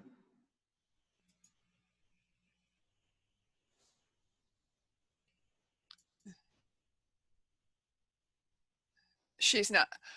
Sarah, you're not. You have to unmute yourself. Mute. Okay, can you hear me now? Yes, I hear you. How are you? I'm okay, Deborah. And yourself? I'm from England, which you probably guessed by the accent. I've had some friends actually who've done a few unpleasant things to me over the last few weeks, and it's really upset me. And I'm wondering, you know, if there's any guidance on why they've been like they have with me. Okay. So what can you share with Sarah about these friends that have been treating her badly? And so they're saying, Sarah, just stop letting them. That's the simple answer. Right. Right. That's exactly what I've done. So it's for you. It's an opportunity to step up and be more assertive and to put yourself first, to say, no, you can't treat me that way. If you're going to do that, you have to leave. You can't be in my life. Right. That's perfect. Yeah. So it's a growth opportunity for you, Sarah. Yeah. It's brought it into your attention because you had more than one do it. And so it's like, great, let's focus on this. Look for where else in your life are you letting people treat you in a disrespectful manner, and stop it. Right. That's perfect. That's exactly what I've done. Right? Yeah. Yeah, that's exactly what I've done actually. But I just wanted to know that I'd really done the right thing, because normally actually, you know, I mean, I'm a lawyer in England, so I would give lots of advice to people, but I just feel people are trying to take advantage and very disrespectful about it. So, you know, that's that one. And then I've got another question about my spiritual work. If they've got any guidance for me, please. Okay. Is there any guidance for Sarah about her spiritual work?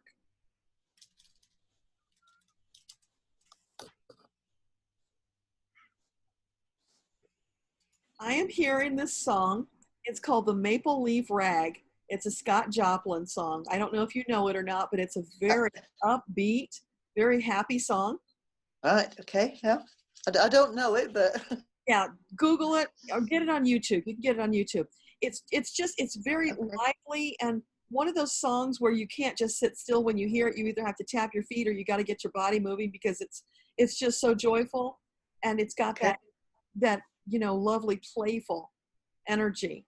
So it's an invitation for you to lighten up and be more playful, because when you do that, you're not going to attract people who treat you disrespectfully.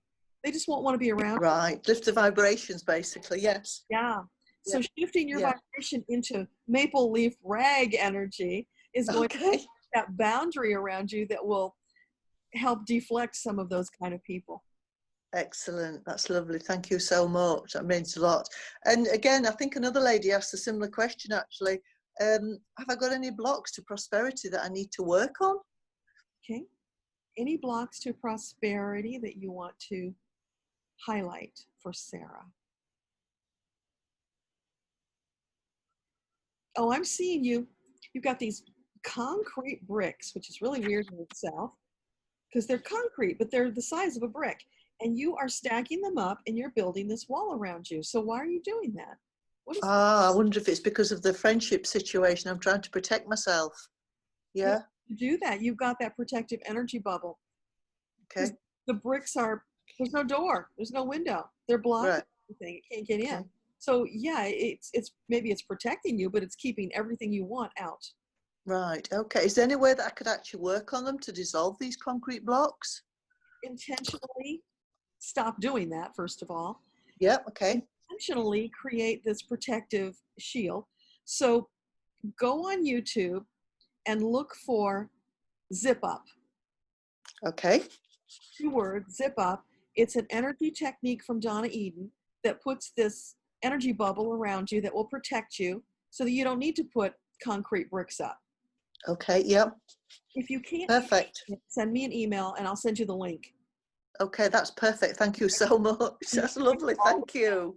It's a very useful tool for anybody who's energetically sensitive and needs good boundaries. So it will help you tremendously. That's perfect. Thank you so much. It's really appreciated. Yeah. Wonderful. To the raised hands, Wendy W. Hey, Wendy. How are you? Hi, good morning, good morning. How are you? I'm delighted to see you. Thank you so much for doing what you do. My question, I'll keep short, I really respect your time, is that, so I have a vibrational sound table that I've added to my practice of the Vogel crystals, and I'm not really sure what the next step is for me to do with this practice. Like, do I need to get on Facebook? Do I need to hire somebody to update my website? I mean, I'm not sure what the next step is with this. I know I have a lot to offer people. And the other thing is, do you see me needing to go back to work this year to supplement my income? Is it the optimal choice for Wendy to get a job this year to supplement her income? Oh no. How awesome is that? A big no, Wendy. That means you're going in the right direction. So where do you feel the happiest when you're doing your work? Are you happy doing it online, or do you prefer doing it in person? In person, in this little Reiki room I have in this old farmhouse. There you go. So that's a big part of your answer. So why would you need to focus energy on online if you really want to be doing stuff in person? I don't. I just was wondering if I should, advertising wise, what I mean, should I take it a next step, or referrals enough? Because I don't really advertise at all. Okay, so if you want to do a little online, go to the Facebook Marketplace. You can actually do ads that are specifically to your local community, so people can find you. Okay. Okay. And I don't know why that's coming up, but even Craigslist, you can put an ad on Craigslist. You know, a lot of people who could use your help. Hang out on Craigslist. Okay. There. Have you ever done a meetup group? No. A meetup group, and you can do that virtually because, of course, everybody's in isolation. So start a meetup group, because you know what? I'll bet a lot of people don't know about Vogel crystals and what you or do. vibrational sound. Yeah. You could be doing that with them on Zoom, and maybe you do some freebies just to introduce it, and then you start charging for it, even if it's a nominal fee. But it's you connecting with people, getting the word out there about what you offer. And as you reach out, the universe is going to meet you halfway and bring more people to you. Should I hire somebody to help me with some media stuff? Would it be an optimal choice for Wendy to hire someone for media help? It's like, if you really want to, but it's not necessary. Okay. So one step at a time, moving forward. Now, do you know Allison, who has the Vogel Crystal website? No. Okay. Allison. I think it might be vogelcrystals.com. If Mike is still here, he can tell you because he knows Allison. I met Allison a few years ago. She's really into Vogel crystals and realized that he has this body of work that wasn't being used and it might have been lost. So she worked with the family. She got all this information, digitized it, put it on a website. It is so phenomenal. You probably should connect with Allison. So if you want, I can facilitate that. Just send me an email. Yeah. See what's going on with her, because there might be something greater expansion-wise that you could do if you get involved with the group of people who are working with Vogel. That sounds amazing. Thank you so much for your time. I will email you on that. You're so welcome. Okay, I have Justine's question. Justine, if you can show your face so she can at least see your face, I will speak for you. Here's her question. I'm getting ready to do healing with the public in 2 different places. One place is at my daughter's salon. The other is at my house. I would appreciate guidance around when I will be able to start in each place. And will I be able to fix my downstairs bathroom before doing it at home? Also, what is the next step with my photography?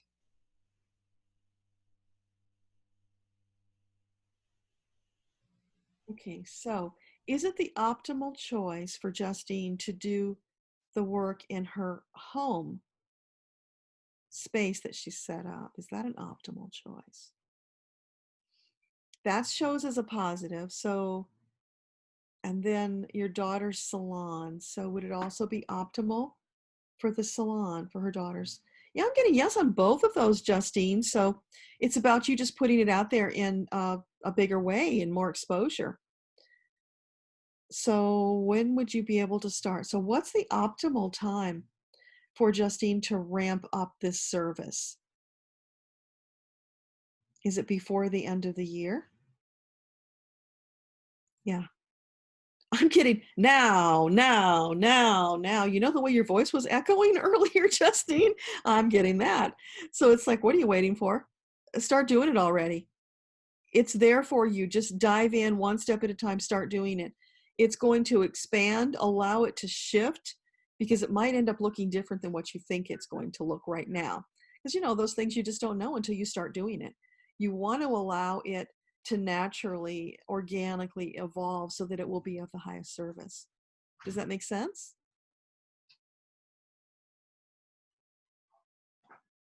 She's smiling. Okay. And so the next step with photography, excuse me. The next step with photography for Justine, is that something she should also be doing now? No, that would be a distraction right now, Justine. Put that on the back burner while you focus on this other work that you're doing. Get that going and then look for opportunities to incorporate the photography. But you need to go full force, really focused on what you're trying to create now. Launch that baby. I'm seeing you like tossing this baby bird, this fledgling, up into the air, and it starts flying. So it's like it's ready to be released and go out to the greater world. Yeah. And Justine and I met in Maui when I went to the Hay House Writers Workshop. So it's always lovely to connect again. Was there anything else, Justine? Somebody, while you're doing that, I'm going to grab that link. Somebody asked about the link for the zip up. Thank you. I wasn't able to find it. Or I didn't look for it. Justine says, that is wonderful. Thank you. Oh, you're so welcome. Let me know when you're ready and I'll pull up the next person. Okay. Go ahead and pull up the next person and I'll. Okay. Marina L. You put your question in the chats, but why don't you speak it, because Deborah loves to connect energetically with you visually and auditorily. Listen, I know Good morning. My YouTube group. I am Marina. I am from Argentina.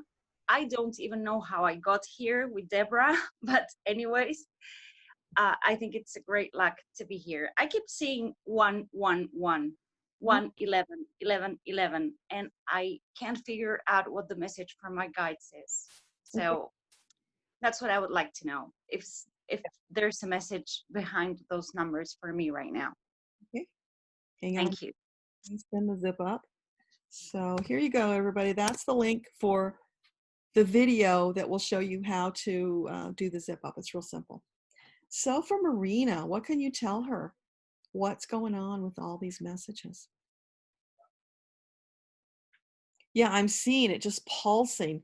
So it's about new beginnings. What is it that you are wanting to step into, but maybe you're hesitating?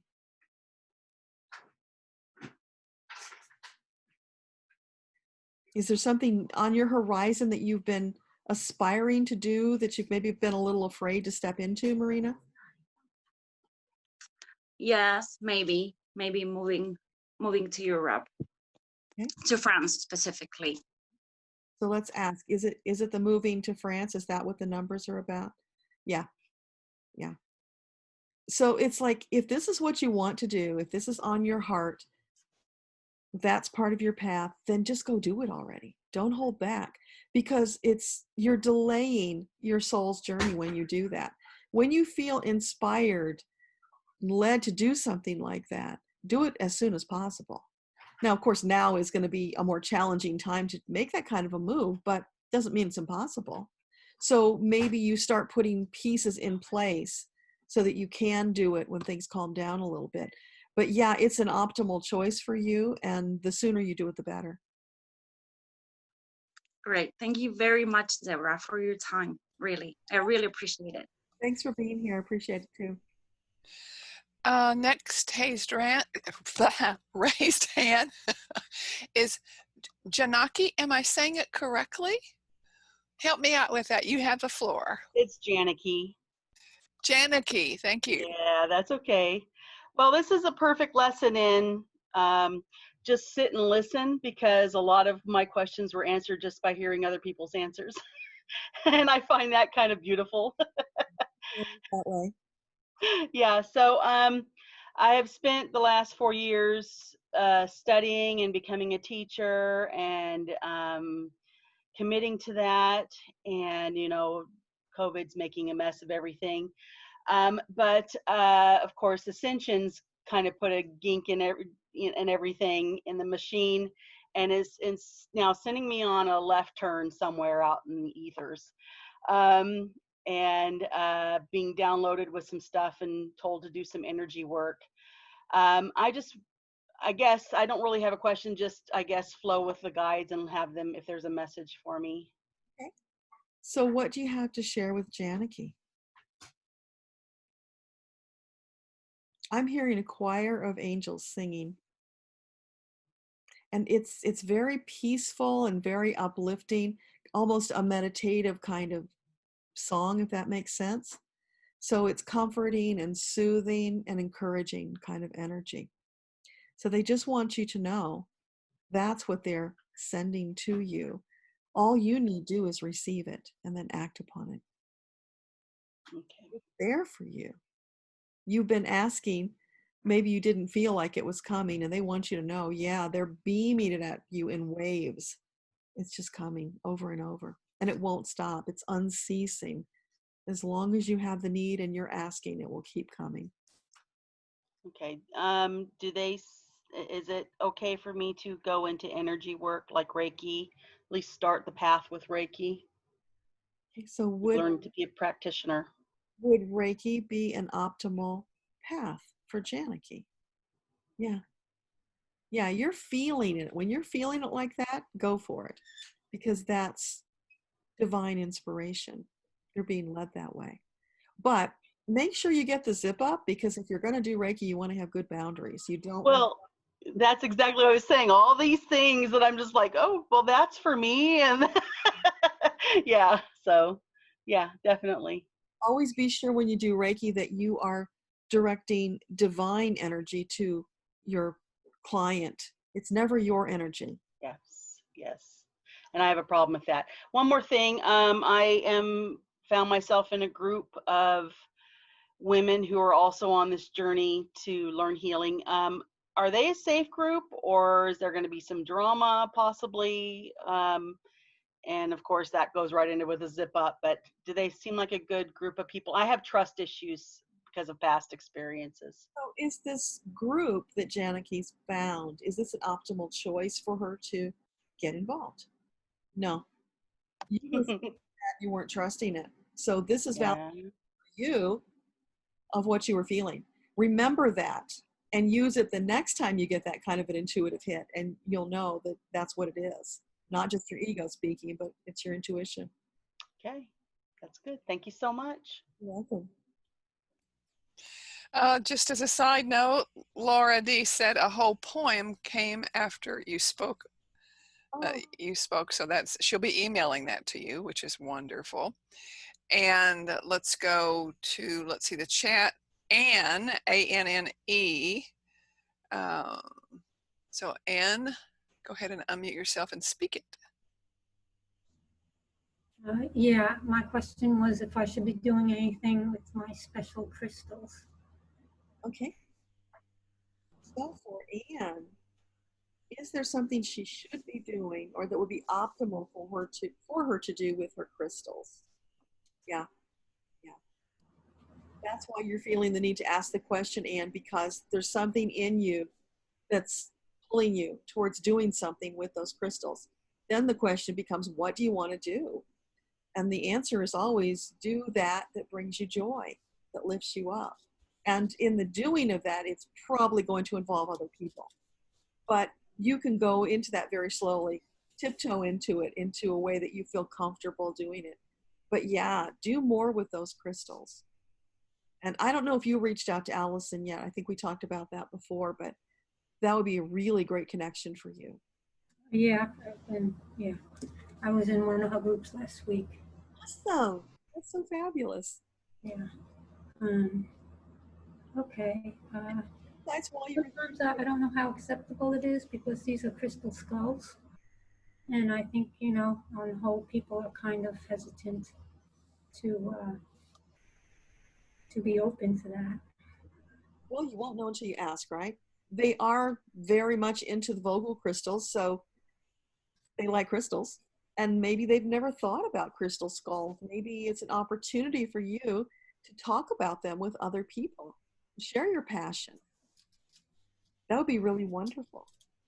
And even if they're not interested in talking about the crystal skulls, you could talk with them about the Vogel crystals. It's still some good connection. I don't mean them in particular. I just meant people in general. Yeah, so don't be afraid of that, Anne. You're passionate about this, so get out and share it. When you do that, you'll be attracting those people who are interested in what you're talking about. That's the intention you're putting out. So it's like you go out and you throw out the red carpet, and that red carpet is intertwined with the energy of beckoning people who would be interested in crystal skulls so that you can talk about it. I'm seeing you lecturing about these skulls. Maybe you go to like a local extension where they have adult classes or something. You talk about them because most people probably don't even know about them. And they might be fascinated if you shared what you've learned about them. And are they at all connected with Serapis Bay? Are the crystal skulls connected to Serapis Bay? Yeah, I get a very nice yes on that. Also, okay. My major crystal skull's name is Luxor, so that's where Serapis Bay is. Feels like it's a focusing of energy. That's the connection. Sorry? It feels like a focusing of energy. So it's like the crystals are a way for Serapis Bay to focus energy to get to you, if that makes sense. What about using them for healing, like either Reiki or pranic healing? So would it be optimal for Anne to use the crystal skulls for healing? Yeah. They're willing to help you in whatever you want to do. It's like these skulls are your partners, Anne, and they've just been waiting for you to call upon them and let them serve with you. So take them out of the closet, start using them, start sharing them with people. There's so much opportunity.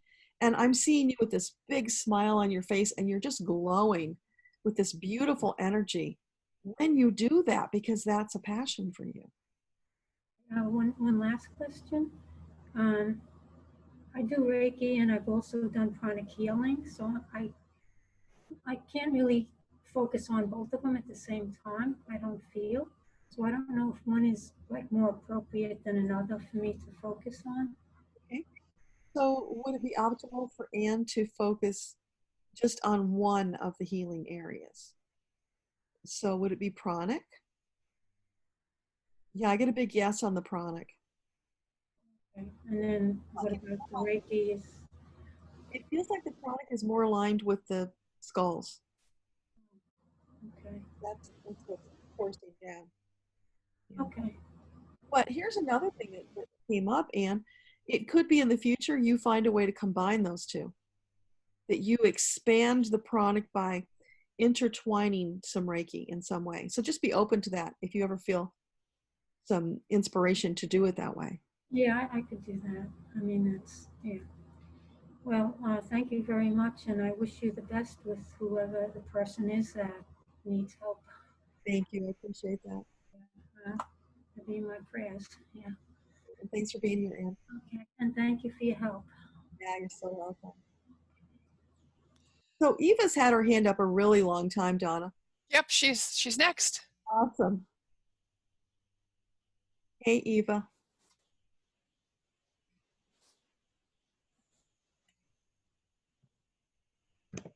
Sorry, technical difficulties. That's okay. You got a baby there. Yeah. And he just woke up from his nap, so sorry about. He was a little fussy before he went down, but he's awake now, so perfect timing as always. Say hello. And my question was, because I feel like I have too much emotion, because I can douse for other things, but I have a few. Excuse you. I want to focus in so many different areas, but obviously I'm still a stay-at-home mom too, and we're in the middle of a pandemic, but I'm getting all the inspiration to do things. So I didn't know what would be most optimal. I'm drawn to doing a podcast with a friend, and also doing children's books, writing a book about motherhood, and then also painting. So obviously maybe spreading myself a little too thin. But I didn't know if there was anything like how you talked with last week where the prana's more like, that I should focus more on that first. Not that I can't do the other stuff, but maybe I should do something first. Yeah, what would you put more focus on? Yeah. So for Eva, is there one particular area that it would be optimal to focus on right now? So, is the podcast the optimal choice for the present? No. What about children's books? Big yes on that. And then what about painting? A no on the painting. So the children's books, that's just really leaping out. Okay, yeah. Okay, that makes sense then. And I know some people who are successful with children's books. So if you need, maybe some mentoring. Oh, sure. Yeah, I'm open to anything. Gotcha. Okay, that would be awesome. Thank you. Welcome. Thank you so much for your time. I appreciate you. And he just wanted to be a part of it. He could have been in the other room with Dad, but he needed to be here, evidently. This is Clark, everybody. Yeah. If you need any assistance with the book, please do reach out to Deborah. She's fabulous. Yeah, definitely. Thank you. I met at the Writers' Workshop. So yeah. we have us today. How fun is that? Yeah, that is. It's fun. So, thanks, Eva. Thank you. That's really it. Awesome. Looking forward to those books. Yes, me too. I believe we've covered all the chat and all the raised hands. Oh, awesome. So for me, what comes to mind? My question, may I ask a question? Of course. My question is, in this being's highest and best interest, what is the best thing to do for the rest of the day? So for Donna, what would be the optimal thing to do for the rest of her day?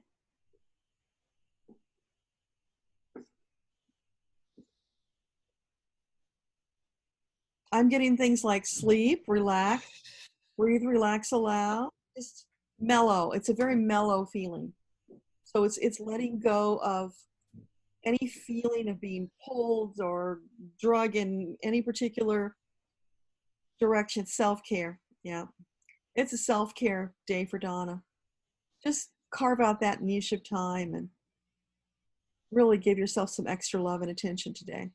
You're absolutely correct, because I was saying, oh, when I get off, I need to do the listen to that.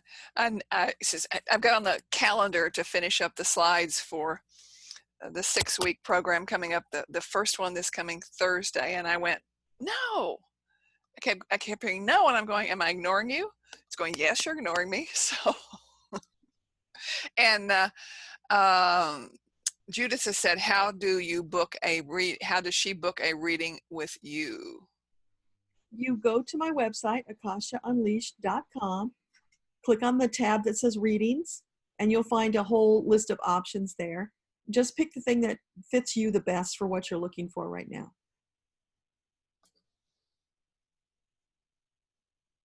I noticed that Debbie from Minnesota is here, and she didn't ask a question. Debbie, do you have a question?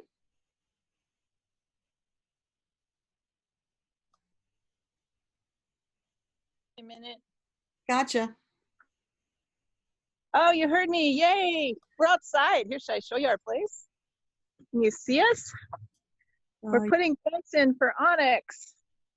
I got to find you. I don't know that I have any questions, just that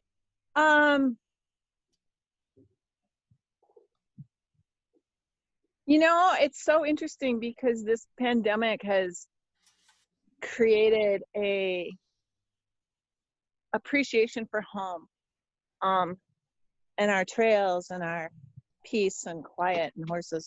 And I'm just so grateful. And Dan's business, he's still working. He's doing double duty, which has been working during the pandemic. So I don't know that I have any questions, just good updates. My concern, although I think my admin is being incredibly supportive, they've asked us all what our preferences are, which I don't think a lot of teachers are getting. And so kudos to my administration for listening to us. My biggest concern is will I be working at home this fall? And I don't know if my guides know that yet. But it all kind of points to that. If we do a hybrid, I'll probably be one at home. Okay. But that's kind of my goal. Let's ask that question then. Is it highly likely that Debbie will be teaching from home come the fall? I get a big positive yes on that. Yeah, that's what I get too. That's what I get too. So thank you for asking that. Yeah. And you know me, I'm always coming up with questions. I really liked your format today. I love hearing people's voices and their questions. I've been working, so I haven't been able to listen to everything, but I've been in and out. So thank you. As you can see, I'm working. I'm got COVID hair. And that's okay too. So bless you and thank you. My pleasure. Thanks for being here. It's always great to have you.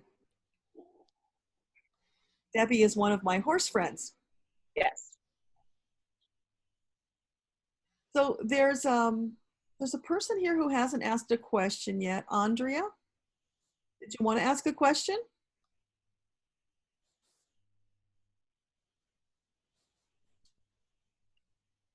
Oops.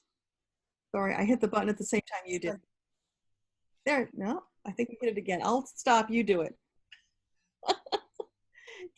Unmute yourself, Andrea. There you go. Okay.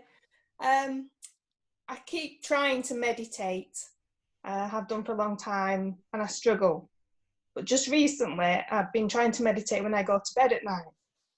And the first few weeks, I was listening to the full meditation and enjoying it. But just recently, in the last week or so, I started the meditation and then the next news, another meditation started. So I don't know if I'm absorbing the information or if I'm going to sleep. I just wondered if the guys could tell me that. Am I absorbing it? Because I feel like I am progressing. Okay. So is Andrea getting the message that you're sending in the meditation?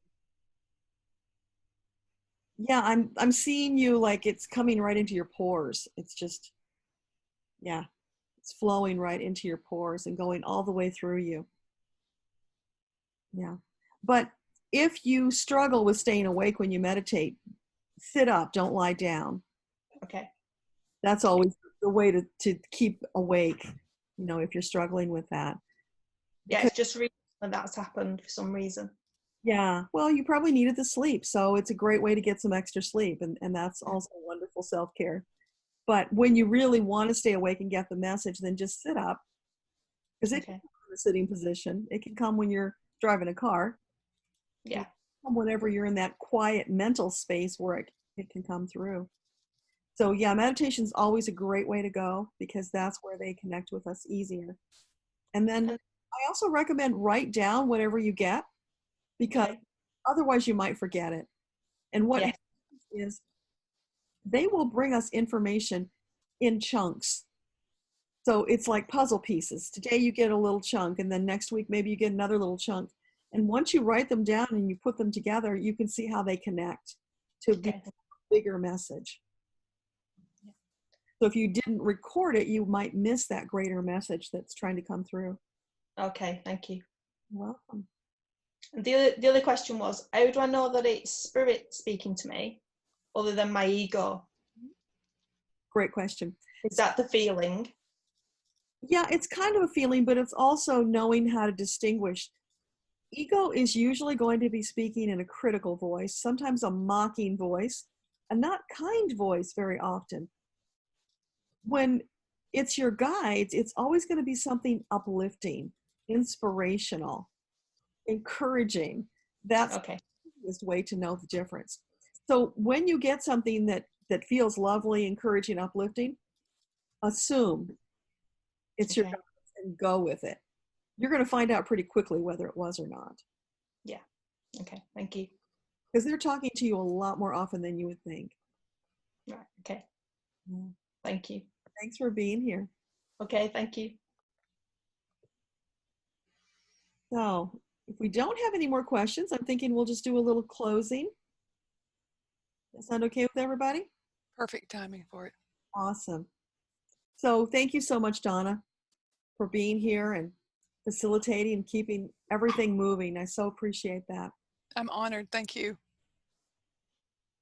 Thank all of you for being here, because your collective energy helps to uplift everybody.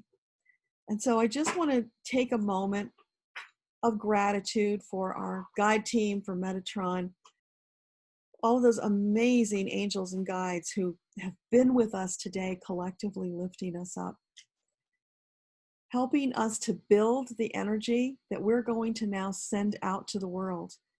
We're going to gather it all together, all of our collective intentions of love, healing, and energy, to send to those loved ones who are in need right now. And it's forming into this massive crystal bubble.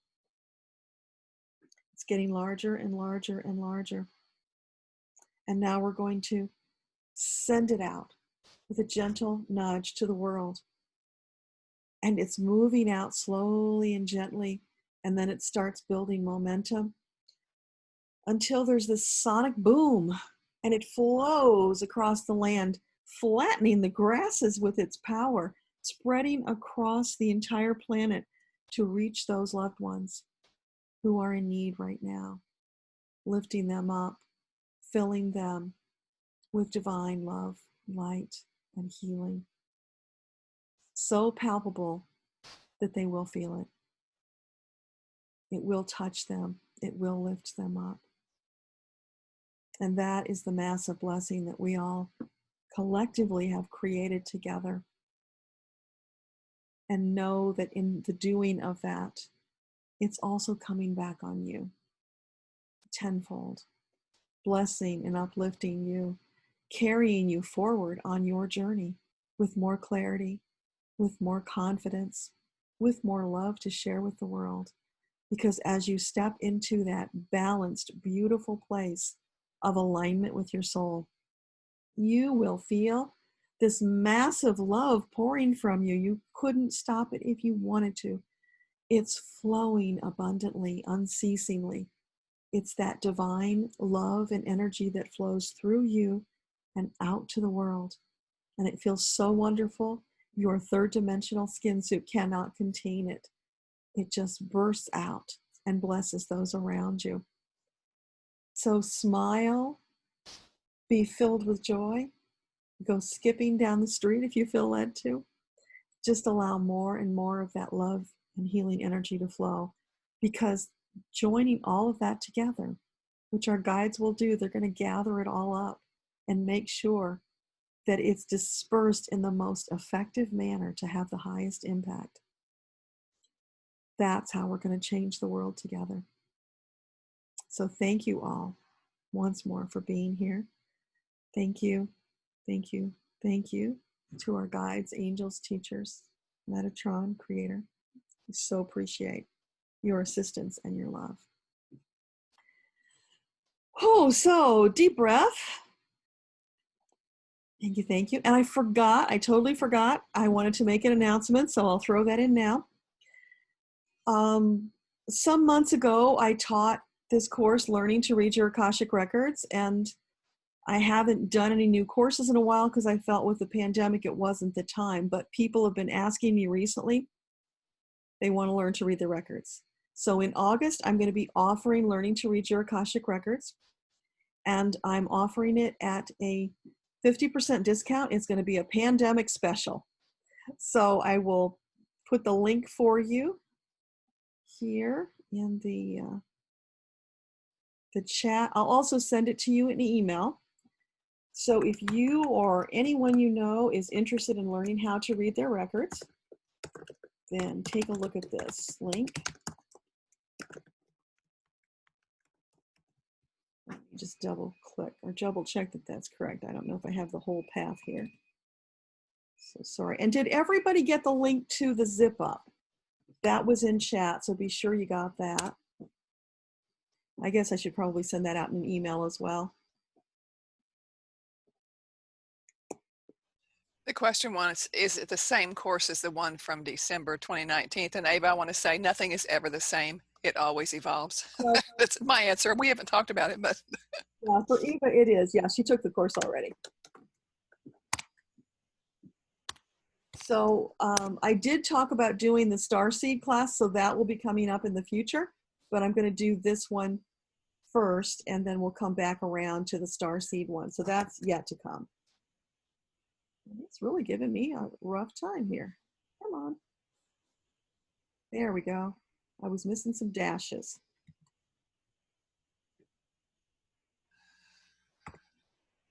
That's the link. So I'll send you out an email with that link and the link for the zip up. And just remember, the zip up is a fabulous tool that everybody can use if you're feeling that you need a little help with boundaries, if you're feeling sensitive, and that happens to a lot of us who are empaths and highly sensitive people. So that's a great tool that you can use. It will help you a lot. The Starseed class, Judith, isn't quite ready yet, but that will be coming after the Learning to Read at some point. So probably in the fall. That's feeling like the time frame that's probably the best for it. There's so much chaos going on right now, and I want to bring it out at the best time for everybody to receive it. So there's that element too. And you know, I'm always about angel numbers if you've been around any time. So I always try to go with those angel numbers and what's the right timing for things. So that's an element. Now this recording, I'll start uploading it this afternoon. If you are subscribed to my YouTube channel, you'll get an alert that it's there. If you're not, please go subscribe to my YouTube channel so that you will get those notifications, because I'm uploading new stuff all the time.